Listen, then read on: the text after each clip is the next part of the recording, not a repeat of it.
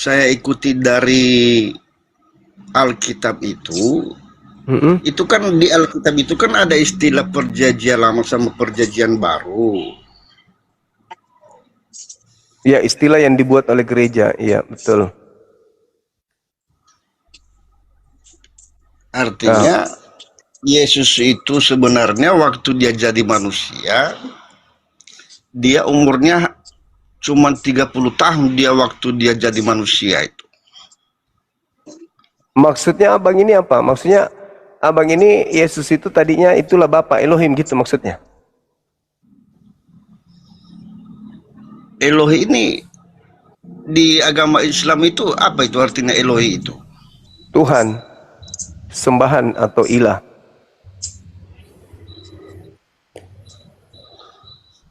Iya memang itu. Kalau sekarang ini zamannya sekarang Yesus ini, dia itu dinamakan Kristus itu Tuhan, Tuhan Yesus.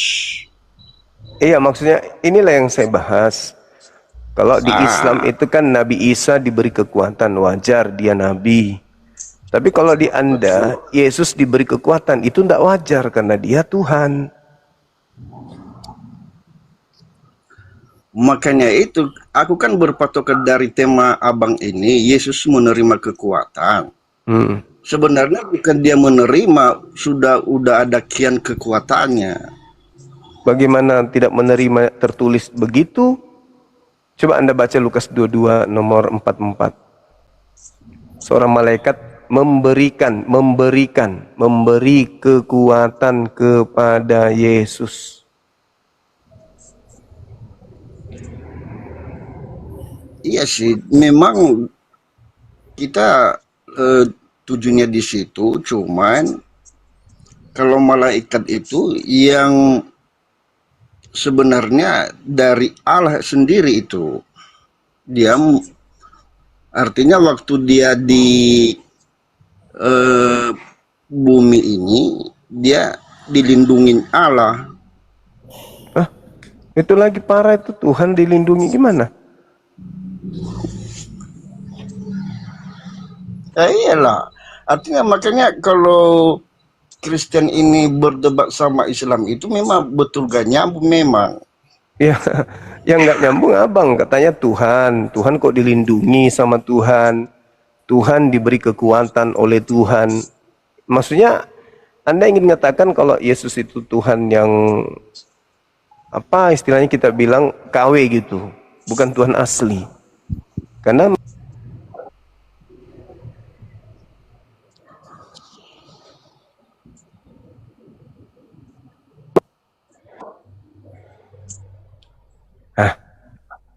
oh hilang. Halo, semangat pagi. Pagi Bang Zuma. Pagi juga Bang. Apa kabar?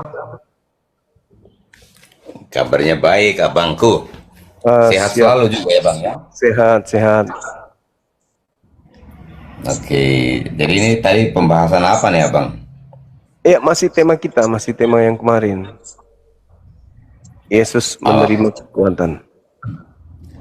Ya, jadi kalau sesuai dengan ayat yang tadi Abang bacakan itu bahwa malaikat memberikan kekuatan kepada Yesus, itu kan bicara tentang kemanusiaannya Yesus. Makanya Yesus datang itu sebagai manusia, mengambil rupa sebagai manusia untuk bisa merasakan juga bagaimana sih kelemahan-kelemahan di dalam diri manusia. Dia juga rindu merasakan kira-kira sebagai manusia itu kekurangannya apa, kelemahannya apa.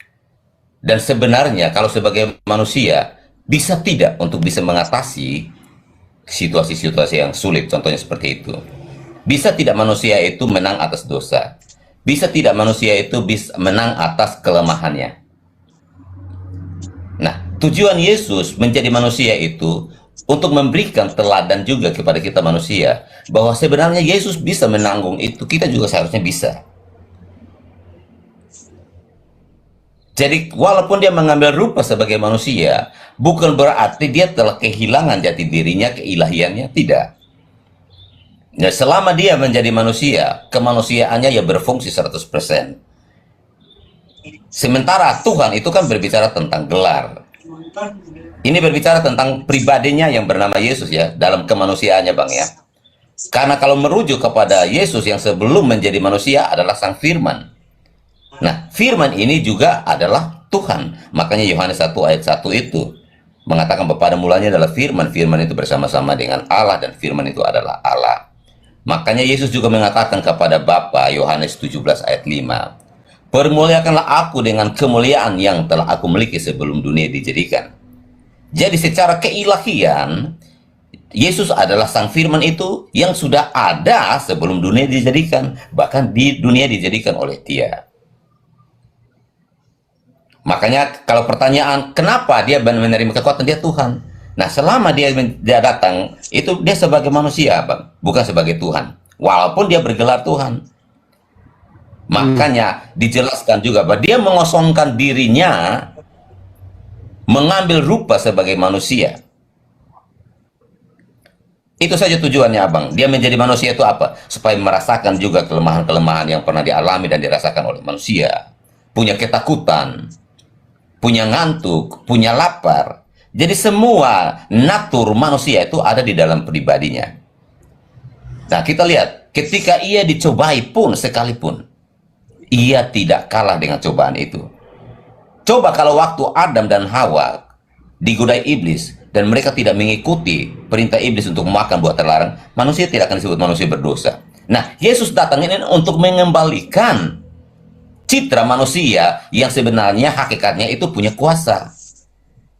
Makanya Yesus di Matius 28 ayat 18 berkata bahwa Yesus mendekati mereka dan berkata, segala kuasa di sorga dan di bumi telah diberikan kepadaku. Yesus mau mengembalikan citra manusia yang mana pada awal mula Tuhan sudah memberikan kuasa kepada Adam untuk taklukkan bumi. Tetapi karena manusia Adam dan Hawa itu takluk kepada godaan iblis, maka iblis sudah mengambil alih kekuasaan itu. Makanya Alkitab berkata bahwa semua manusia telah berbuat dosa. Kita manusia ini berada di bawah penguasaan iblis karena sudah mengikuti perintah iblis. Nah, itu yang dilakukan oleh Yesus. Nah, finalnya adalah ketika dia bangkit dari kematian dan dia berkata, segala kuasa di surga dan di bumi telah diberikan kepadaku. Jadi kalau bicara tentang malaikat Yesus menerima kekuatan, itu bicara tentang kemanusiaannya yang punya kelemahan-kelemahan. Begitu, Abang. Oke. Berarti sifat Tuhan di dalam agama Kristen itu bisa menjadi dirinya bukan Tuhan. Salah satu kelebihannya adalah Tuhan Anda bisa menjadi bukan Tuhan. Bukan begitu? Sebenarnya bukan begitu ya. Contohnya kayak gini ya, Bang ya. Real ya gini ya. Contoh Abang ini sebagai CEO, direktur sebuah perusahaan contohnya ya. Tetapi ketika Abang mau menjadi contohnya seorang OB, padahal Abang ini kan direktur. Apakah ketika Abang menjadi OB, mengambil pekerjaan sebagai OB, lalu namanya apa nih? Jabatan Abang sebagai direktur itu hilang ketika Abang menjadi seorang OB? Ya, masalahnya ketika saya jadi OB, saya tetap manusia. Iya. Nah, Bapak Maksudnya, Elohim ini manusia. Ya, direktur itu kan gelarnya Abang ya kan? Ya, tapi Jabatannya Abang sebagai direktur. ketika saya jadi OB, saya tetap menjadi OB.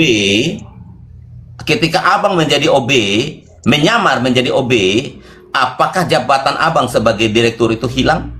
tidak. Tidak. Oke. Nah, demikian pula Tuhan. Nah, sekarang ketika saya jadi direktur, saya manusia. Dan ketika saya jadi OB, saya juga manusia. Tidak pernah berubah wujud. Sedangkan Bapa yang disembah oleh Bani Israel bukan manusia. Yesus manusia. Jadi analoginya nggak nyambung. Ya, jadi gini Abang. Ketika saya direktur berubah menjadi OB, saya tidak berubah. Cuman jabatan doang, pekerjaan aja yang berubah. Dan saya tidak berubah menjadi 100% objek yang tidak lagi menjadi manusia. Saya tetap aja manusia. Mau jadi apapun saya.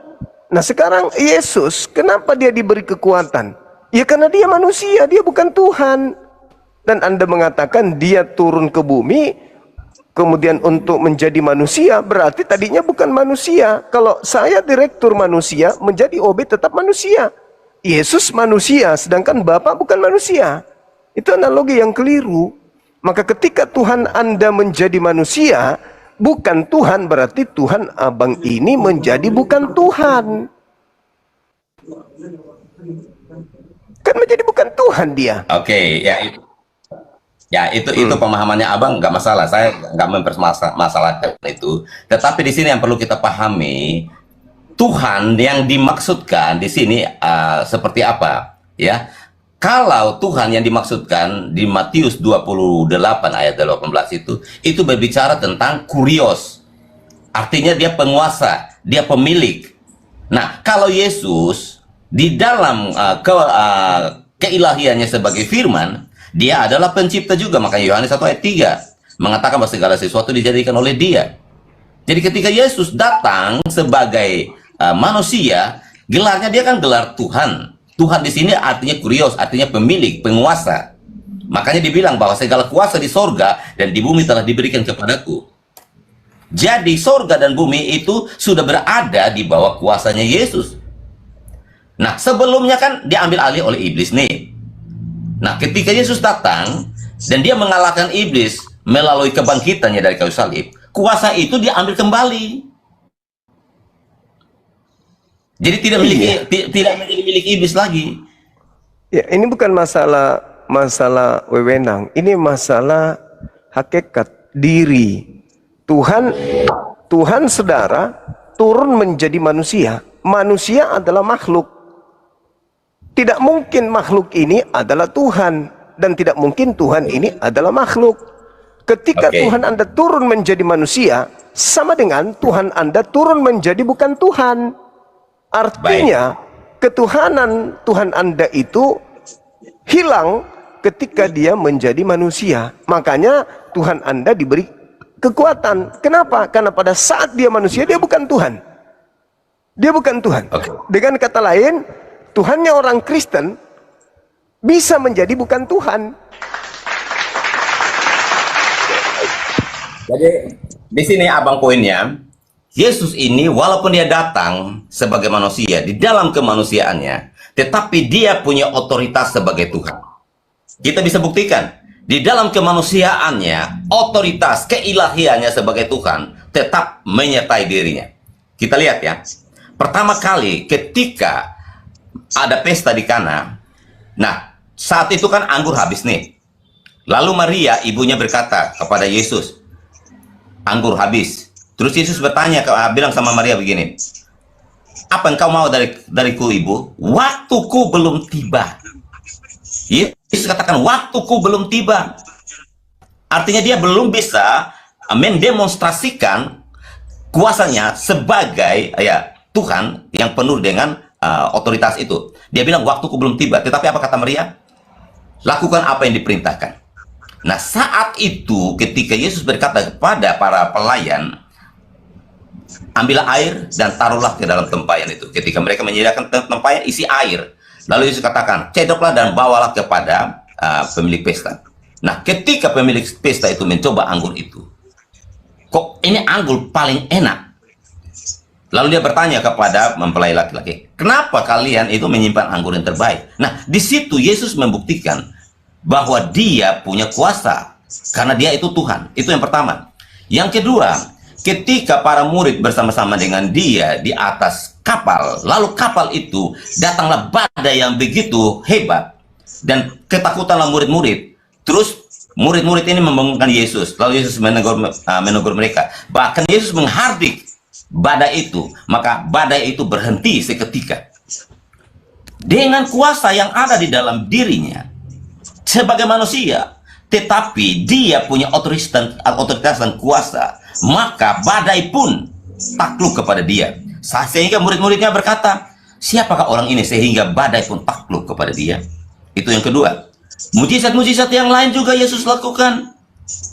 Ketika dia berjalan di atas air, ketika dia memberi makan 5.000, 4.000 orang makan, ketika dia membangkitkan Lazarus dari orang mati, orang yang pendarahan berapa tahun, 12 tahun, bisa disembuhkan. Dan ketika dia bangkit dari kematian, itu menunjukkan bahwa dia itu Tuhan yang berkuasa atas segala sesuatu. Jadi walaupun di dalam kemanusiaannya abang, karena namanya Tuhan, makanya masih di dalam kandungan Maria saja Elizabeth sudah berkata, siapakah aku ini sehingga ibu Tuhanku datang mengunjungi aku. Jadi Yesus di dalam kandungan Maria ini sudah bergelar Tuhan. Sehingga Lukas 2:11 berkata, pada hari ini telah lahir bagimu Kristus Tuhan di kota Daud. Malaikat dari surga sendiri yang datang dan mengatakan kepada manusia bahwa Kristus Tuhan itu telah lahir sesuai dengan nubuatan para nabi. Nah, kenapa orang Yahudi itu tidak mempercayai Yesus?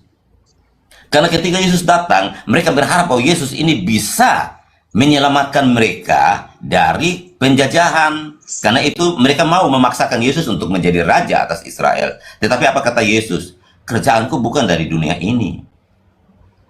Kerjaanku dari atas.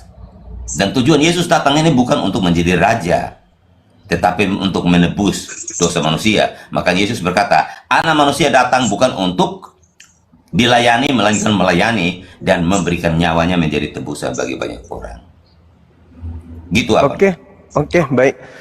Jadi sangat lemah dan sangat minim pengetahuan saudara-saudara Kristen tentang Tuhan gitu ya. Dengan mudahnya menganggap makhluk itu Tuhan hanya gara-gara air jadi anggur, orang mati bangkit, orang buta melihat, langsung jadi Tuhan. Sangat lemah pengetahuan orang-orang Kristen memang. Abang, Sabar gini, dulu. apa salah memahaminya?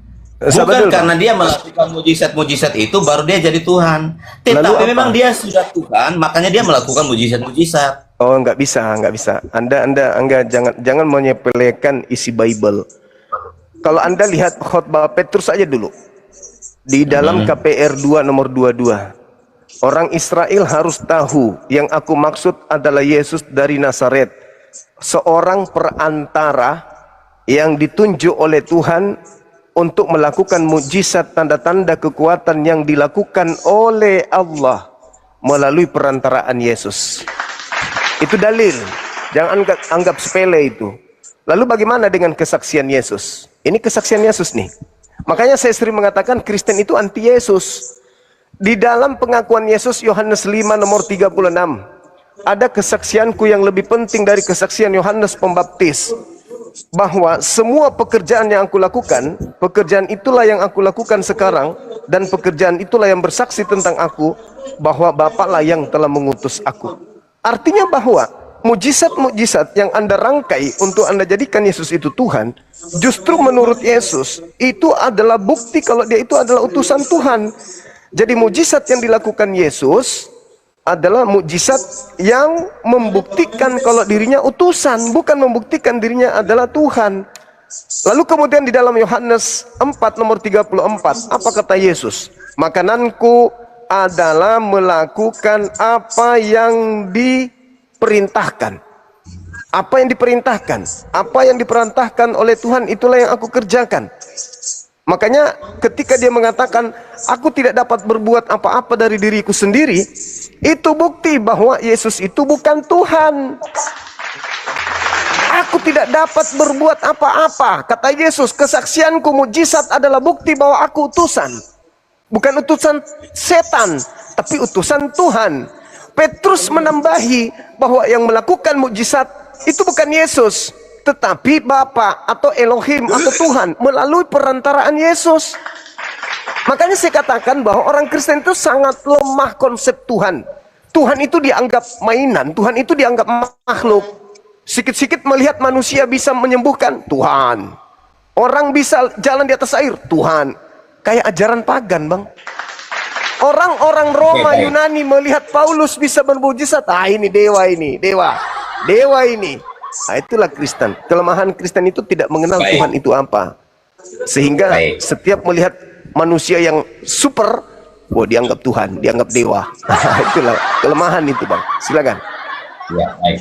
Nggak apa-apa. Nah, abang menyinggung ada 2 poin yang mau saya bahas, tapi yang pertama tentang Paulus ya. Ketika orang Yunani mau mendewakan Paulus, lalu apa kata Paulus?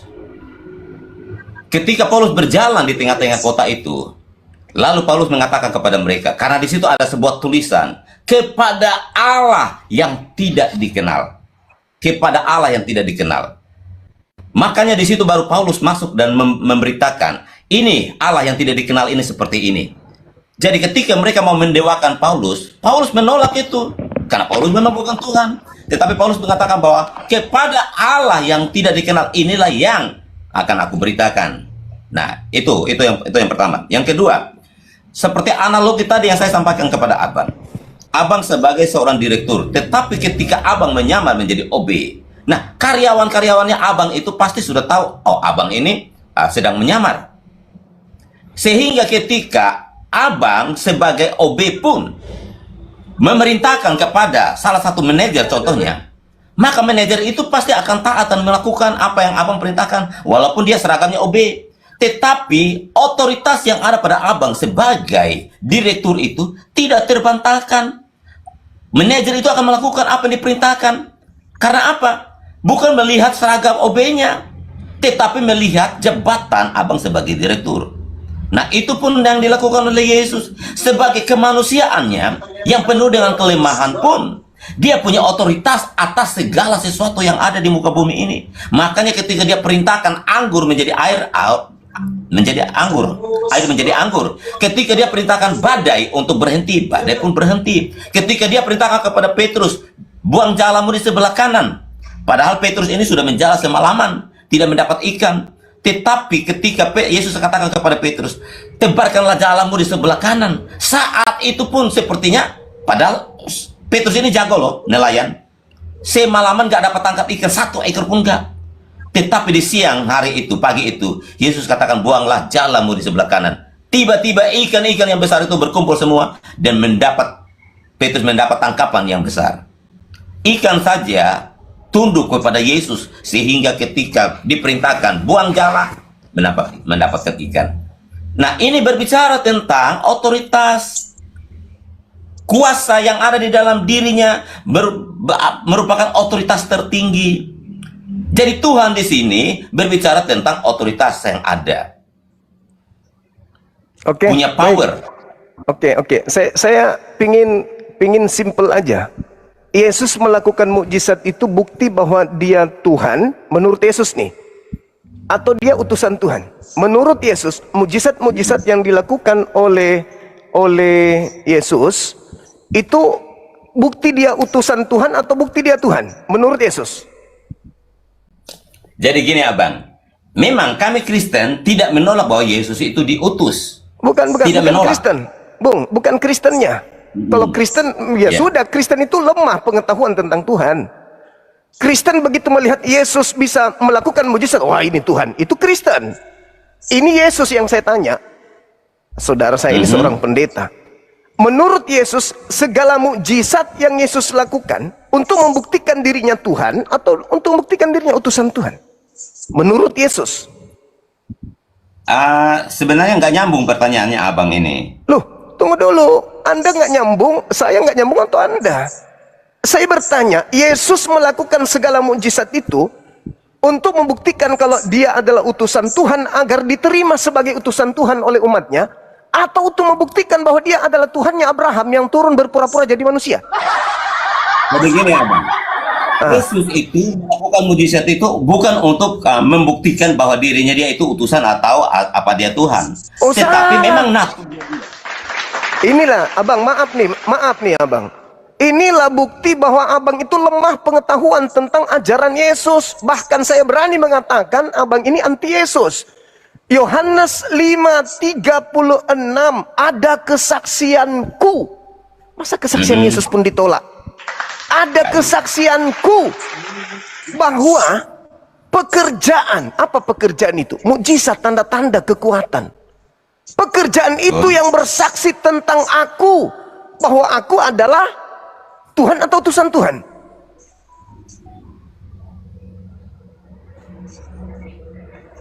pekerjaan yang Yesus lakukan menunjukkan dia utusan Tuhan atau bukan itu? Iya, iya. Menurut Yesus, kesaksian Yesus, pekerjaan yang dia lakukan untuk membuktikan dia Tuhan atau utusan Tuhan, menurut kesaksiannya. Ya, dua-dua. Kalau bisa saya jawab seperti itu. Maksudnya Karena apa dia ya? sebagai Maksudnya apa? sebentar, ya. Dia sebagai utusan, diutus oleh Bapa, namun dia punya kuasa untuk melakukan sesuatu. Justru karena kuasa untuk melakukan sesuatu itu bukti kalau dia ini Tuhan atau utusan Tuhan. Dia Tuhan yang diutus, ya. Karena dia bergerak. Inilah, Dalam kemanusiaannya, dia inilah diutus. kenapa Kristen itu disesat-sesatkan oleh Yesus itu sendiri. Karena Anda menambah-nambahkan kesaksian Yesus. Saya ulang lagi. Yohanes 5 nomor 36. Ada kesaksianku yang lebih penting dari kesaksian Yohanes Pembaptis. Apalagi hanya seorang pendeta seperti abang ini. Yohanes Pembaptis aja yang membaptis Yesus. Kesaksian Yesusnya jauh lebih penting dari kesaksian Yohanes Pembaptis. Bahwa semua mujizat, semua pekerjaan yang aku kerjakan, mujizat itulah pekerjaan, itulah kekuatan, itulah yang bersaksi bahwa Bapa yang telah mengutus aku. Berarti Yesus mempersaksikan dirinya sebagai utusan Tuhan. Aku membuktikan, aku ini utusan Tuhan. Kan Yesus ditolak sebagai utusan Tuhannya. Tetapi Yesus membuktikan bahwa ini loh, kalau kau tidak percaya bahwa akulah dia, maka kau akan binasa. Itu. Dia siapa? Itu Dia yang saya anak manusia, maksudkan. dia anak manusia, atau dia Tuhan? Ya. Dia Bapa. Baik. Jadi ketika, ini contoh kasus ya, ketika Yesus menyembuhkan orang buta itu kan. Ah, Dan Ayo. ketika Yesus bertemu dengan dia lagi, terus Yesus bertanya kepada dia, percayakah engkau kepada dia? Lalu orang buta itu bertanya, siapakah dia itu? Lalu Yesus menjawab, akulah dia. Apa yang Dia terjadi? siapa? Orang buta itu sujud menyembah. dia siapa? Dia sujud menghormat. Jelas-jelas karena kenapa? Bani Israel itu menunggu Mesias, bukan menunggu Tuhan. Maka Mesias yang ditunggu dikatakan, Baik. akulah dia. Mesias yang kutunggu itu, akulah dia. Dasar pijakannya di mana, Bang? Baik. Yohanes 8:24 nomor 28. Akulah dia itu siapa? Anak manusia. Nah, Ya, sekarang bagus. Bapak Elohim itu anak manusia atau bukan? Ya Bapa itu kan gelar. Enggak, Bapa itu bukan adalah hanya Yahweh. sekedar gelar. Yang saya tanya, hakikat pencipta langit dan bumi yang disebut oleh Yahudi sebagai Aba, itu hakikatnya manusia atau bukan manusia? Ya, dia bukan hakikatnya bukan manusia, hakikatnya Nah, Allah. bukan manusia. Sedangkan Yesus mengatakan akulah dia itu sebagai apa? Sebagai anak manusia. Baca Iya. dalilnya. Jadi Yesus kemanusiaannya bernama Yesus. Tetapi sebelum diberi nama Yesus itu dia adalah sang firman, logosnya Allah, Di logosnya mana Yesus? Bapa. Di mana Yesus mengatakan kalau dia adalah firman-Nya Bapa? Karena kita harus merujuk kepada kesaksian Yesus, bukan kesaksian Anda sebagai seorang pendeta. Baik, kan Yesus berkata, aku dan Bapa adalah satu. Satu apa? Iya.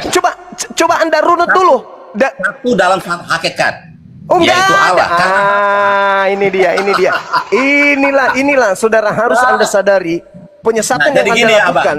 Penyesatan yang Anda lakukan itu nyata dan Anda menyadari itu bahwa itu adalah penyesatan. Yesus tidak pernah mengajarkan. Yang Anda maksud itu Yohanes 10 bukan? Coba Anda baca data sebelumnya. 25, 26, 27, 28, 29 sampai 30. Aku dan Bapa adalah satu. Maksudnya satu dalam pekerjaan. 31, 32, 33 dan seterusnya. Satu dalam misi, visi, pekerjaan, bukan hakikat. La haula wala quwata illa billah. Jadi gini abang, kayak kita manusia ini punya roh, jiwa, dan tubuh, iya kan? Nah, ketika tubuh kita ini kan punya mulut nih, dan kita ini kan bisa berkata-kata. Nah, ketika kita mengeluarkan kata-kata kita dari mulut kita, perkataan yang keluar dari mulut kita itu kan mewakili pribadi kita. Nah, ketika seseorang mendengarkan perkataan kita, dia percaya bahwa itulah kita, ya kan? Contoh seperti abang, ketika abang berkata-kata dengan saya, perkataan kalimat yang keluar dari mulutnya abang itu, saya dengar kalimat-kalimat itu, tetapi pasti merujuk kepada pribadinya abang. Yang hakikatnya manusia yang punya daging. Nah, demikian pula Bapa. Bapa sang sumber ini juga memiliki firman. Ketika firman yang keluar dari mulutnya ini adalah pribadinya dia itu sendiri juga. Sehingga ketika kita mendengarkan firman yang keluar itu, maka kita sudah mendengarkan Bapa secara tidak langsung. Makanya Yesus katakan bahwa aku dan Bapa adalah satu. Itu menyatu, sama seperti perkataannya Abang sendiri. Menyatu dengan Abang pribadi sebagai manusia, dagingnya ini.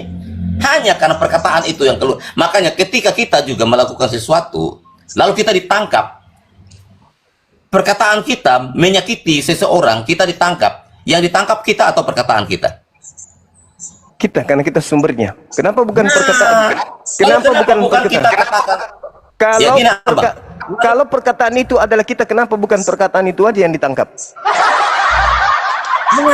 Abang, makanya itu perkataan itu kan representasi dari pribadi kita ini. Iya, Sehingga betul. ketika apa yang keluar dari Betul. Kenapa apa enggak? yang keluar dari mulut Kenapa? kita kan? Kalau saya dan perkataan saya itu adalah satu hakikat, kenapa bukan perkataan saya aja yang ditangkap?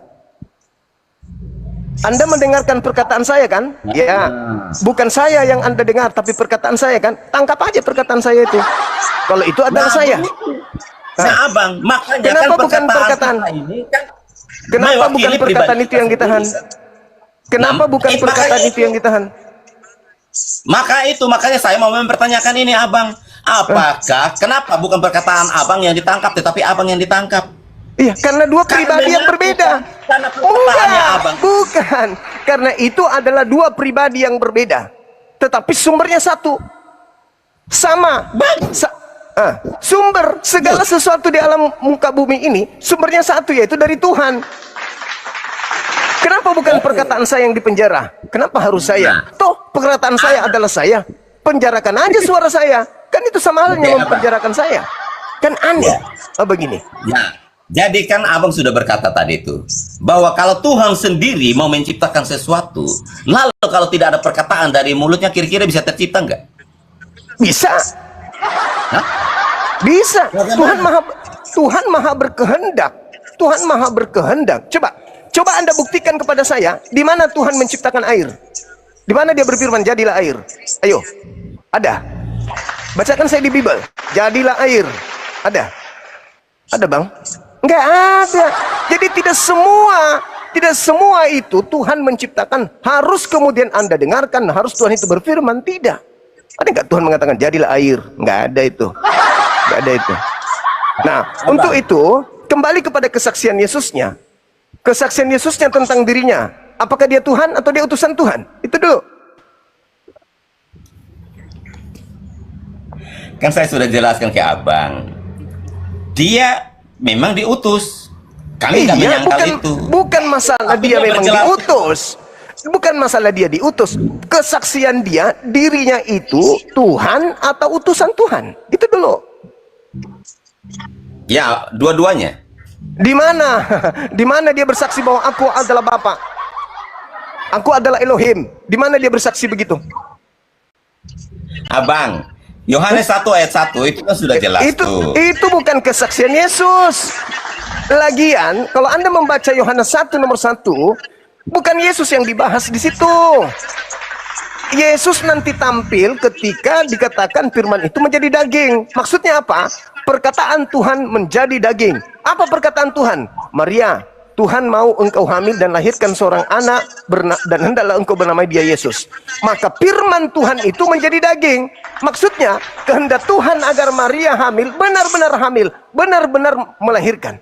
Itu yang dimaksud firman telah menjadi daging. Pada mulanya firman, pada mulanya kehendak. Apa pada mulanya kehendak itu? Saya Tuhan berkehendak membuat hambaku Maria hamil dan mengandung dan melahirkan seorang anak bernama Yesus. Hamil nggak? Hamil. Itulah yang dimaksud. Bukan Tuhan yang menjelma menjadi Tuhan. Bukan. Tetapi firman Tuhan yang benar-benar terbukti menjadi sesuai dengan apa yang diinginkan. Makanya Yesaya 55 nomor 11, apa yang keluar dari mulutku tidak akan kembali kepadaku dengan sia-sia sebelum apa yang aku perintahkan itu terjadi. Aku perintahkan Maria hamil. Hamil terjadi. Mazmur 33:9. Tuhan memberi perintah maka semuanya jadi. Dia hanya mengatakan ada maka semuanya ada. Itu dalil. Ketika dia memberi perintah, Maria hamil. Maria kaget, kok bisa? Ya aku mau hamil. Hamil dia. Tidak ada masalah. Bagaimana dengan Yesus? Yohanes 8:42, aku datang keluar dari Bapa. Aku datang dan keluar dari Bapa, dan aku datang bukan atas kehendakku sendiri. Bukan dia yang maha berkehendak. Bukan Tuhan yang datang berkehendak menjadi manusia. Bukan. Tetapi Tuhan berkehendak agar Maria melahirkan seorang anak bernama Yesus. Makanya Yesus mengatakan, aku datang bukan atas kehendakku. Berarti bukan Bapa yang turun menjadi manusia. Ya betul lah Bang, bukan Bapa yang turun menjadi manusia, Ya sudah. tetapi firman-Nya, logosnya yang menjadi manusia itu. Iya betul, segala sesuatu di atas muka bumi ini itu logosnya Tuhan yang menjadi segala sesuatunya. Tidak ada yang menjadi sesuatu tanpa kemudian keinginan, kehendak, ide, gagasan, pikiran Tuhan. Tuhan yang menghendaki. Ya, jadi simpelnya gini Abang. Kalau kita lihat ya, sejarah ketika Tuhan itu berfirman kepada manusia melalui para nabinya, dia akan mengutus perkataannya. Perkataan ini yang disampaikan kepada para nabinya untuk disampaikan kepada umatnya. Tetapi ketika tiba saatnya, Tuhan tidak mengutus lagi firman-Nya ini berupa perkataan melalui para nabi. Tetapi Bapa ini mengutus firman-Nya menjadi manusia. Makanya Yohanes 1 ayat 14 itu, firman-Nya itu telah menjadi manusia dan diam di antara kita. Tidak lagi berupa firman. Makanya Yesus katakan bahwa semua firman yang telah engkau berikan kepadaku telah kusampaikan. Artinya Yesus itu adalah pribadi sang firman itu sendiri. Jadi setelah Yesus sudah tidak ada lagi nabi-nabi lagi. Jadi makanya, Anda membantah dalil. Abang lihat, ya, Abang lihat. Ketika para murid ini, para rasul ini, mereka mengajarkan apa yang telah diajarkan oleh Yesus, melanjutkan pengajaran Yesus. Mereka tidak lagi menerima firman yang secara pewahyuan atau bicara langsung gitu bahwa sampaikanlah firmanku kepada umatku. Tidak. Mereka melanjutkan pengajarannya Yesus.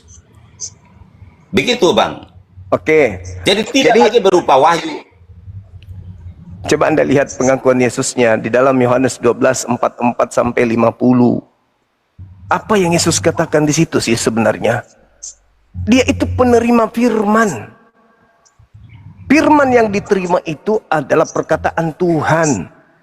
Kalau Anda mengatakan dia adalah firman itu sendiri, sang logos yang turun menjadi daging, dia tidak perlu mengatakan aku tidak berkata-kata dari diriku sendiri. Nah, mana statusnya sebagai sang firman? Mana? Sebagai sebagai sang terus kenapa dia nggak berkata-kata dari dirinya sendiri? Katanya dia adalah firman yang menjadi daging. Kalau dia berkata-kata dari diri sendirinya tanpa dari sang Bapa, tadi katanya dia firman. Yang mana yang betul? Dia firman yang turun, dia sumber firman yang turun menjadi daging. Berarti ada sumber lain. Makanya saya bilang sama Abang tadi bahwa Bapa ini dia kan memiliki firman. Bapa ini juga memiliki roh. Iya, enggak, maksud saya, ketika Anda mengatakan Yesus ini adalah sang firman yang turun menjadi daging, kenapa dia masih menerima firman dari hakikat yang berbeda, yang lain? Bukankah dia sang firman? Oke, coba Abang tunjukkan di dalam Alkitab ketika Yesus juga mengatakan bahwa segala firman yang telah engkau berikan kepadaku. Nah, di mana tertulis secara eksplisit bahwa maka berfirmanlah Allah kepada Yesus untuk disampaikan kepada umat. Yesus mengakui sendiri kok, Yohanes 14:24, firman yang kau dengar dari aku, itu bukan dari aku. Bukan dari aku, tetapi dari Bapa. Katanya dia firman. Nah, sekarang mana?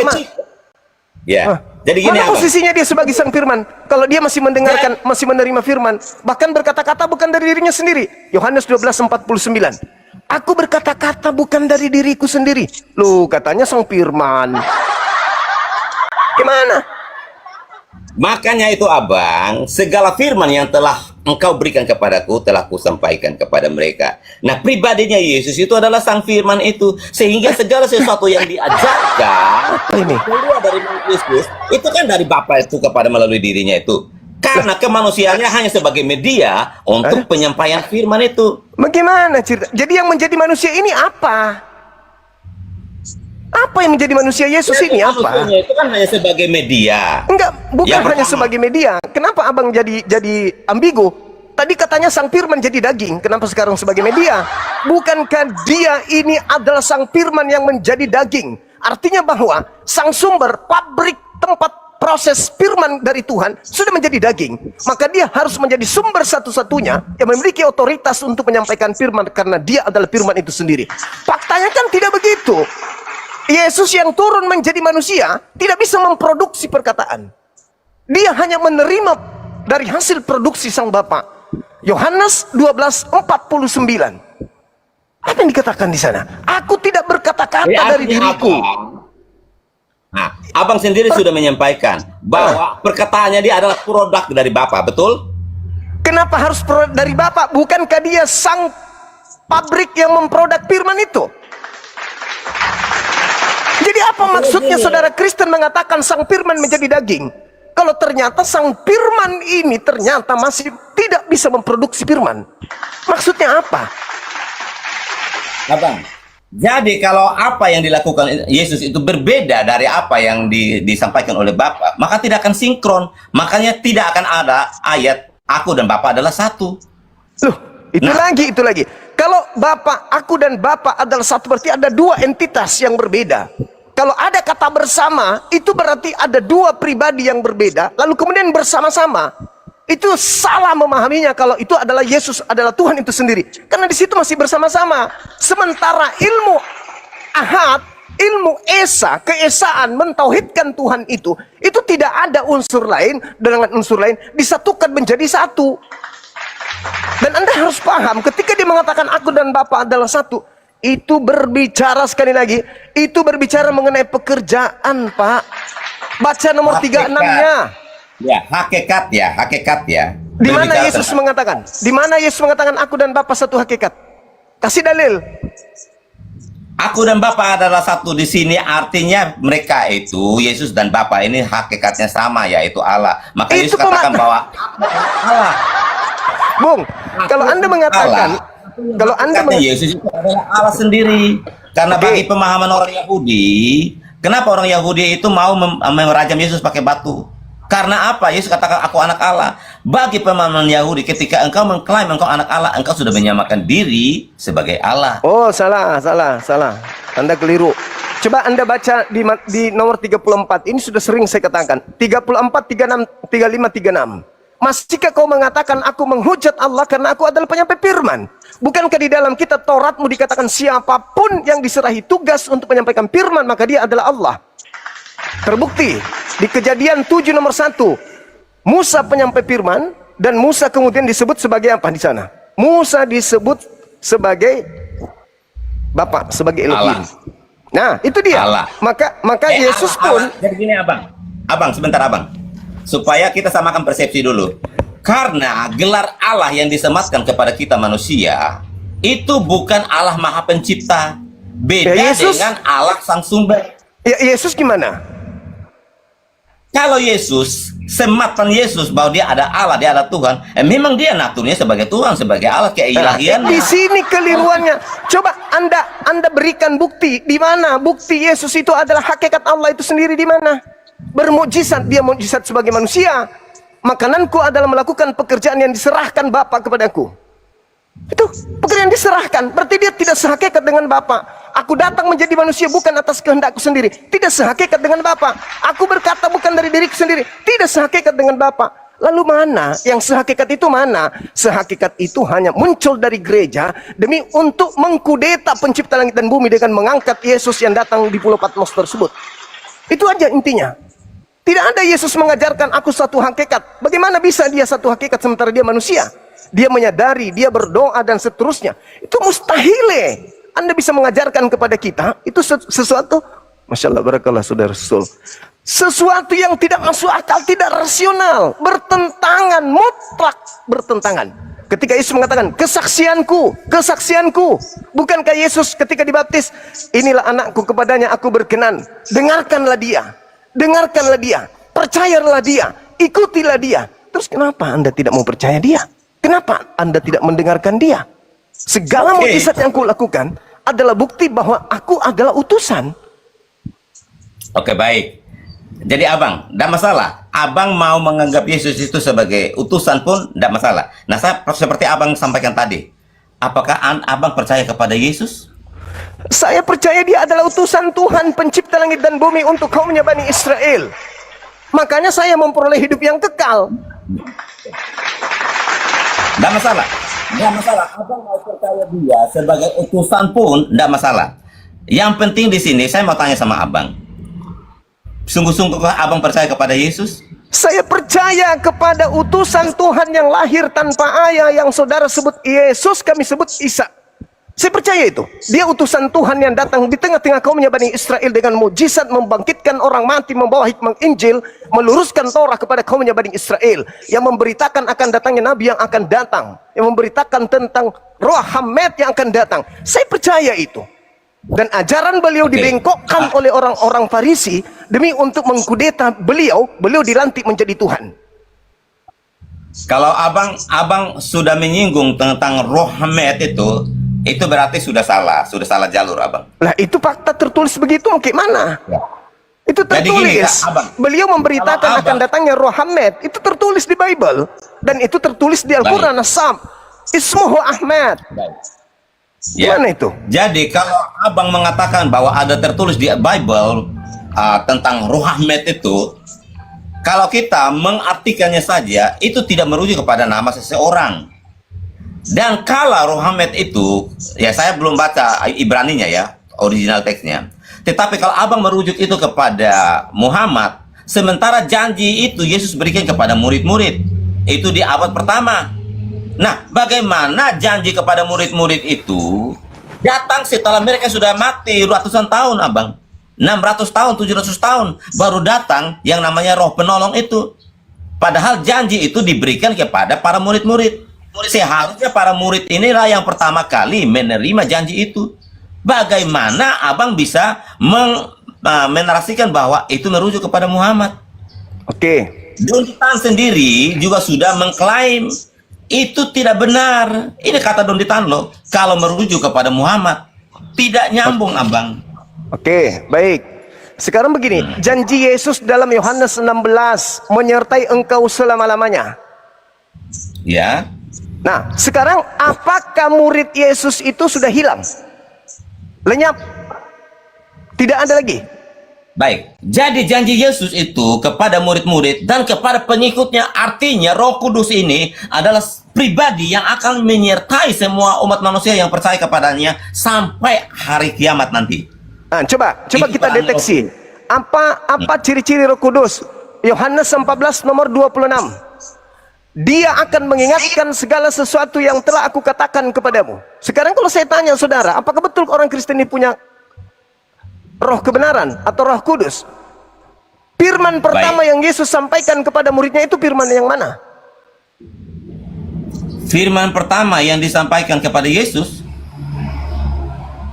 Yesus itu adalah sang firman itu sendiri. Nah ini, makanya saya katakan Roh Kudus itu hanya ada bagi orang-orang yang mengingat perkataan-perkataan Yesus. Yohanes 14 nomor 26. Apabila Roh Kudus itu datang, maka dia akan mengingatkan segala sesuatu yang telah aku katakan kepadamu. Segala sesuatu yang telah aku katakan kepadamu. Nah, sekarang mana perkataan Yesus? Jangan segala-galanya.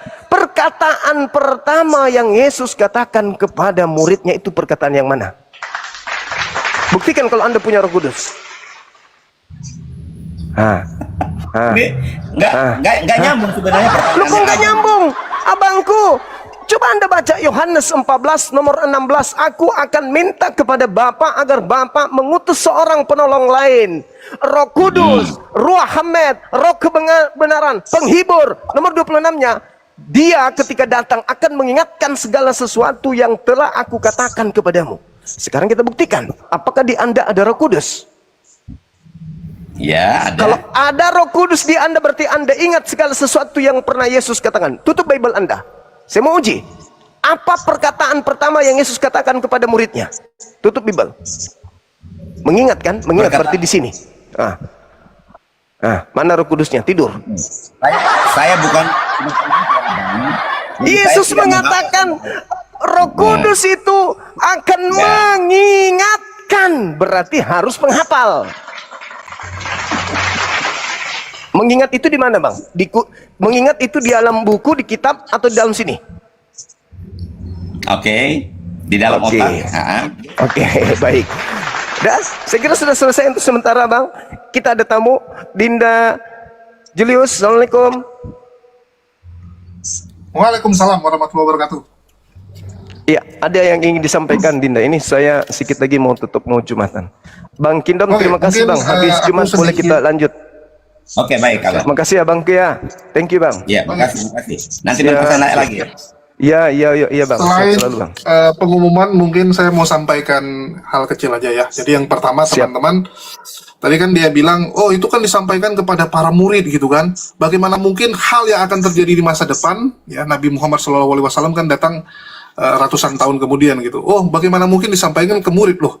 Kalau gitu, kita juga bisa bilang masalah ini ya, hati-hati kepada Nabi Nabi palsu palsu. gitu kan. Iya, kalau mereka bilang itu pasti terjadi di zaman muridnya. Ya, dia bilang harus terjadi di zaman muridnya. Artinya yang Yesus bilang akan datang nabi palsu itu akan datang di zaman muridnya Yesus. Yaitu siapa? Ya teman-teman tebak sendiri ya. Siapa nabi palsu yang disuruh hati-hati itu di zaman muridnya yang akan datang. Oke, saya Keren sekali Adindaku, Masya Allah. Iya, lanjut deh. Oke, kita dari API ingin mengumumkan sesuatu dulu teman-teman ya. Jadi Iya. izinkan kita untuk sedikit pemberitahuan kepada teman-teman ya. Yang pertama, Yayasan API akan mengadakan debat di tanggal 10 besok hari Rabu, di mana debatnya itu antara Ustadz Dio ya, dan Kores menghadapi Pak Lamsen Naibaho yang membawa pendetanya. Ya, jadi Pak Lamsen bawa pendeta menghadapi Ustadz Dio dan Kores. Adapun sistem debatnya ini agak berbeda, di mana Pak Lamsen komplain. Dia bilang selama ini saya ditanya terus tentang kekristenan gitu kan. Gantianlah, saya yang tanya-tanya tentang Islam. Kita bilang boleh. Ya, boleh. Jadi sistemnya itu adalah Pak Lamsen akan nanya tentang Islam ke Ustadz Dio, Kores akan nanya tentang Kristen ke pendetanya. Jadi silang mereka teman-teman ya. Nah, jadi Iya, diskusinya akan berbeda. Ya, kalau Pak Lamsen bilang saya bulan lalu diundang sama Kodondi. Saya ingin belajar Islam, malah saya yang ditanya-tanya terus tentang Kristen. Kristen terus yang dibahas, dia bilang. Gantian dia bilang. Oke, kita bilang. Itulah kita hadirkan Ustadz Dio untuk menjawab segala pertanyaan Pak Lamsen, dan kita doakan di akhir hidupnya Pak Lamsen ya, di usia tuanya sekarang, Pak Lamsen sempat untuk mendapatkan hidayah. Adapun debat tersebut akan dilaksanakan di Jakarta Timur. Untuk tempat ini kita keep dulu teman-teman karena keterbatasan ya. Bagi teman-teman yang mungkin mau hadir ya ada sedikit ada sedikit syarat-syarat karena memang tempatnya terbatas, dan debat tersebut akan di-live-kan juga termasuk di YouTube Bang Zuma, di YouTube Apologet Islam Indonesia ya. Tentunya di YouTube API Apologet Islam Indonesia dan YouTube yang terafiliasi. Bagi teman-teman yang ingin partisipasi dapat berinfak untuk kegiatan ini di Bank BNI, 7-nya 5 kali 51770 ya, atas nama Yayasan Apologet Islam Indonesia yang diketuai oleh Bang Zuma. Dan kita juga mau pemberitahuan bahwa di bulan Juni ini akan banyak kegiatan-kegiatan yang kembali kita aktifkan. Dan bagi teman-teman yang mungkin punya masukan untuk Yayasan API supaya lebih baik ke depannya, juga bisa menghubungi ya kita yang ada di API, termasuk saya di sini ya, bisa di DM. Dan bagi teman-teman, tambahan informasi, di bulan Juni ini kita juga akan ada sebuah gebrakan yang kita lakukan yang skalanya itu akan berbeda ya, karena kita akan buat skala nasional, pemberitaannya juga akan nasional. Dan tunggu saja teman-teman, karena ini belum bisa kita bocorkan, lantaran nanti kalau oten-oten tahu, nanti mereka akan buat gerakan antisipasi untuk mencegah hal tersebut. Nah, jadi stay tune teman-teman. Yang pasti kita di API berusaha memberikan yang terbaik. Ya, memberikan terbaik untuk umat, ya, untuk gerakan menangkal upaya-upaya misionaris-misionaris, orang-orang yang ingin memurtadkan saudara-saudara kita. Mungkin sekian dari saya. Dan iklan juga, kita jualan madu guys ya. Jadi yang mau beli madu di profil saya nih. Ya, kita jual madu dengan harga yang terjangkau dan Bang Zuma juga sudah tes. Oke, silakan Bang Zuma.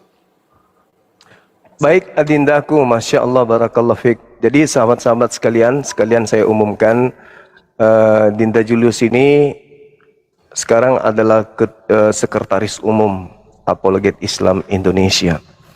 Beliau sekretaris yang tentu teman-teman tahu posisi beliau dan job beliau sebagai sekretaris itu seperti apa adanya. Jadi kalau ada yang berkaitan dengan API, sekaitan dengan administrasi, boleh menghubungi beliau.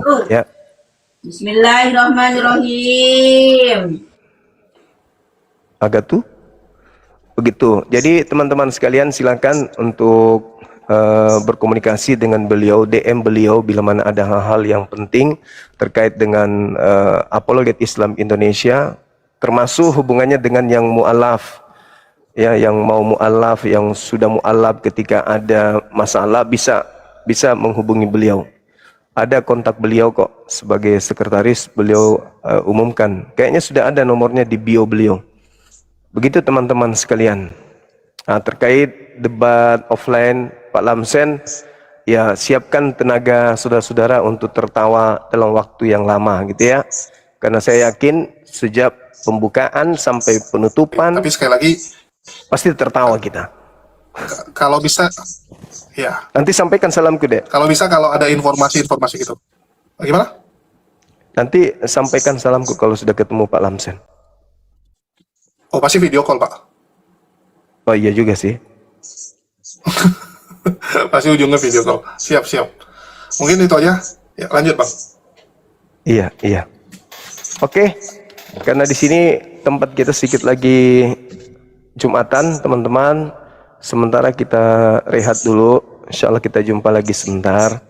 Kita istirahat aja dulu karena menjelang sholat Jumat, dan juga ada beberapa kegiatan offline yang harus saya selesaikan.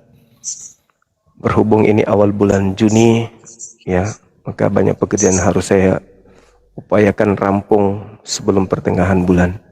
Sekira begitu, Dinda Julius, terima kasih banyak atas atensinya terkait dengan kegiatan dan program-program kita.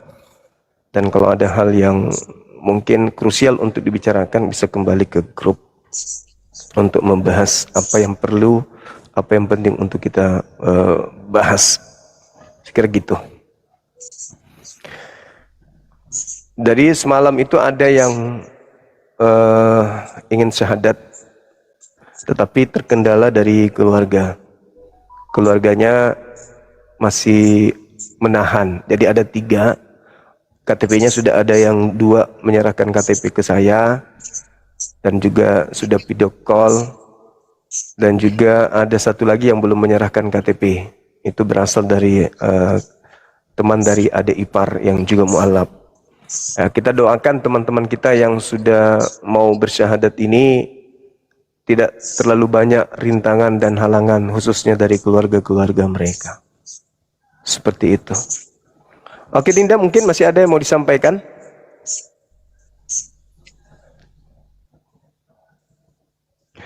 Teman-teman di follow akun saya, Bang Zuma Official, silakan. Yang 6.000 ini, 6.000 tolong di follow akun Bang Zuma Official. Kita kasih waktu kurang lebih 3 menit, silakan. Karena akun kita memang harus ada 2. Ketika nanti yang satu itu kena santet akunnya, nah ada 1 yang sehat. Ketika dia sudah sembuh dari santet, yang 1 kena, itu tak apa-apa. Tentu teman-teman juga akan risau ketika Apologet Islam Indonesia tidak mengudara, ya kan, ya pasti kecarian. Kok Bang Suma kemana? Nah, kayak kemarin saya sendiri panik gitu. Ada pemberitaan dari TikTok bahwa akun akun Bang Suma 01 nanti bisa live di tahun 2031. Berarti kurang lebih 5 tahun kita menunggu. Nah, antisipasi itulah makanya saya berpikir untuk membuat akun Bang Suma Official ini, yang tadinya adalah akun sahabat Bang Suma. Silakan di follow dan di follow supaya kita semakin rame, semakin banyak yang mendengarkan hasil diskusi kita.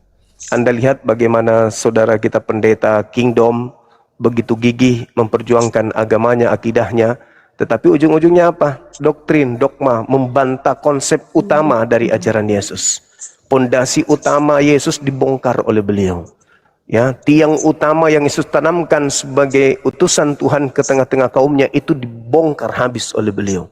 Tetapi kita sebagai Muslim kembali untuk meluruskan, membersihkan Yesus dari ajaran yang tidak Yesus ajarkan. Itulah fungsinya kenapa kemudian orang Islam itu diangkat derajatnya di atas orang-orang yang kufur terhadap Yesus, terhadap Nabi Isa.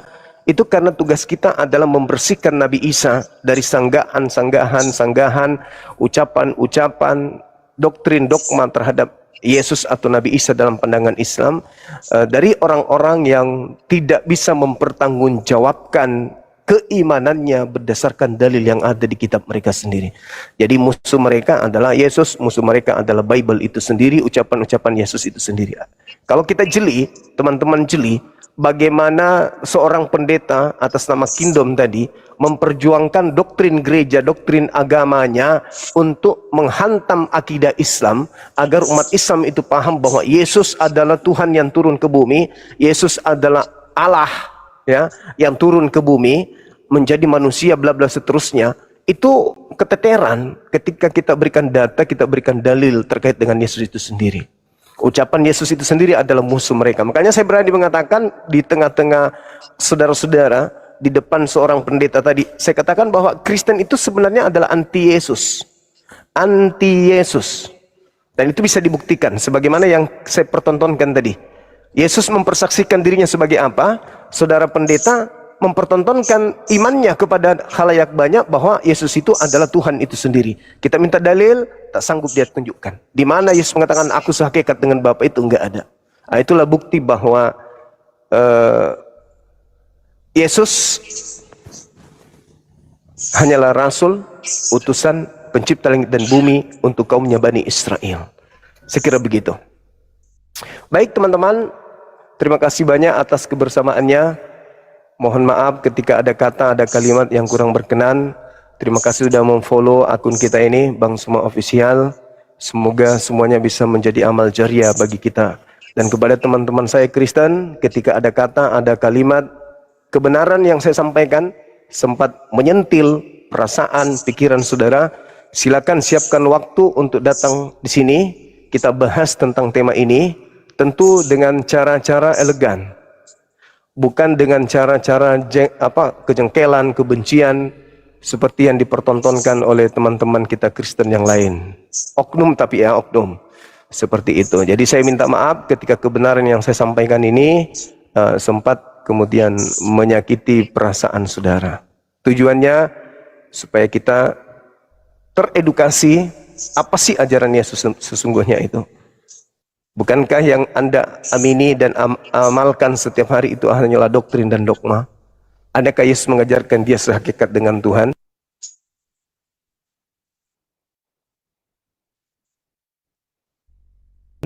Atas kesempatannya sekali lagi mohon maaf atas segala kekurangan. Kita tutup.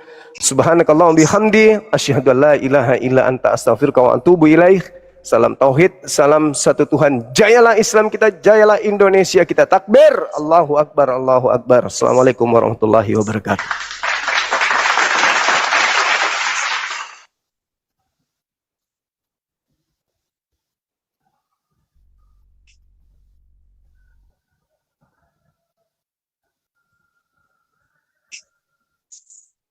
Bye.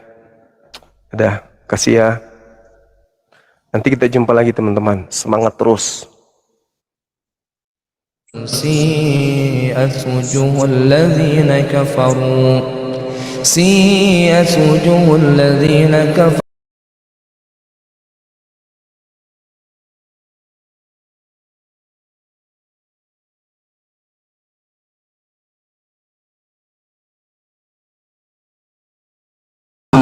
Baru 1-0 saya di barusan nih. Berikutnya. Aku mau tes kamu nih ya. Oke, silakan. Ya. Baik, ya. Diskusinya ini gitu loh. Yang kedua, oke, kalian mau mempertahankan argumentasi kekristenan, gitu loh. Nah, yang kalian hadapin Kores, di mana mungkin dia lebih intens membaca Bible kalian daripada kalian sendiri memahami Bible kalian. Dalam dua arah kan babak belur. Makanya saya bilang, bagaimana kami yakin kalian pinter, tahu cara diskusi yang baik, sementara memilih lawan yang baik saja kalian nggak ngerti gitu. Sama analoginya gini Ustaz, ada petinju amatir, masih kelas nasional dia, ditantangnya yang lawan tinju ini di masanya Mike Tyson dulu ya, yang ditantangnya bertinju Mike Tyson gitu loh. Kalaupun penyelenggara mengadakan acara tersebut yang mau disaksikan yang mau diperlihatkan penyelenggara, yang mau ditampilkan penyelenggara atau pertandingan tinju tadi, itu bukan pertandingan tinju. Sebenarnya kalau terjadi pertandingan tinju itu terjadi, petinju amatir lawan Mike Tyson, yang mau dipertandingkan itu, mau disaksikan itu, pertandingan itu bukan pertandingan tinju, tapi apa? Pembantaian di atas ring, itu yang ditonton. Bukan tanding itu, tapi pembantaian. Iya, ibaratkan gini Bang Faruk, tiba-tiba Bang Faruk wajah duel di ring, kan itu ibaratkan aku gerakan diri. Terjadi kan pembantaian di situ. Orang penengoknya ini bukan pertandingan, ini pembantaian namanya. Sama ini, sama dengan program ini. Ini bukan diskusi namanya ini. Bukan diskusi, wallahi bukan diskusi, tapi pembantaian namanya ini. Aku aja kaget Bang Faruk. Bang Faruk, aku gimana Ustaz? Aku ngeleo Ustaz yuk. Waalaikumsalam warahmatullahi wabarakatuh. Hari Rabu diciptakan apa? Ya harus kau pikir ini si Raju. siapa yang sekarang gini aja Bang, izin bahas tema Bang. Di sini diskusi lintas agama, bukan Udah hari saya yang kita jawab bahas. itu. Apa Itu sudah saya jawab jawabannya? tadi. Kamu Saya tuh kan baru ngomong naik. gimana Raju? Anda menuhankan Yesus tidak sesuai dengan dalil yang ada di Biblemu, sementara Anda beriman sesuai dengan apa yang tertulis di kitab sucimu. Saya tanya kamu baik-baik, kamu bilang tidak sama. Apakah kalam Allah itu adalah ciptaan? Loh, ilmu rendah harus kejebak saya bikin. Bertanya Bang, itu masalahnya saya yang jawab sebentar. Saya tanya, apakah Yesus Tuhan sesuai dengan di Yohanes 17 nomor 3? Di situ tidak, di ayat 5 dijelaskan dia jadi Tuhan. Makanya Di mana? pertanyaan Coba saya baca nanti saya bawa. Tunggu santai, jangan sesak napas. Itu. Saya Begini Bang. saya jawab. Tuhan diciptakan. Tuhan Saya diciptakan di Bang Raju. Nggak usah lari. Kenapa Tuhan itu? Biar saya jawab. Itu semua trik saya biar kalian kejebak. Tidak akan berani menjawab saya tentang kalamullah. Apalagi kalau saya tanya kalam nafsi. Nangis kalian. Jangan mengalihkan pertanyaan di sini Bang. Dan jadi Bang, masalah jangan kenapa manusia mengalihkan yang Anda pertanyaan di sini sembah? Bang. Saya jawab Kenapa ya. manusia yang Anda Saya sembah? sudah Yohanes tekankan di 17. sini. Saya sudah tekankan. Biar saya jawab beriman ya. sesuai dengan apa yang tertulis Biar di dalam saya jawab. kitab suci Anda. Diam Anda dulu. tahu yang namanya kitab suci itu apa? Anda tahu yang namanya kitab suci Oke. itu apa? Jika kamu paham dengan kitab Anda suci, tahu kitab suci itu apa? Jangan bahas kemana-mana dulu. Anda tahu enggak kitab apa yang dikatakan dengan kitab suci? Kitab suci itu adalah di situ ada firman Tuhan.